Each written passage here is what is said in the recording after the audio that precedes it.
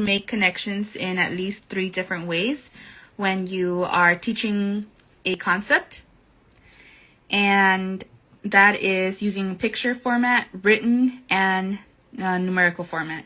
So what you would do is give them start off with one of the forms and then have them do the other 2.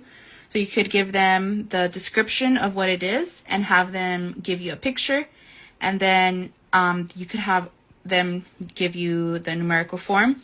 And for example, in multiplication, like I said, you could give them one of the families, of the pictures of families, and then have them give you the description of the picture form, or even maybe a word problem, so that they start using the words that come up in word problems, like in each group, how many are there in total, and things like that. And then finally, you could have them do the numerical form. And if they're just starting, or just as a refresher, you could have them also include the addition sentence that goes with that.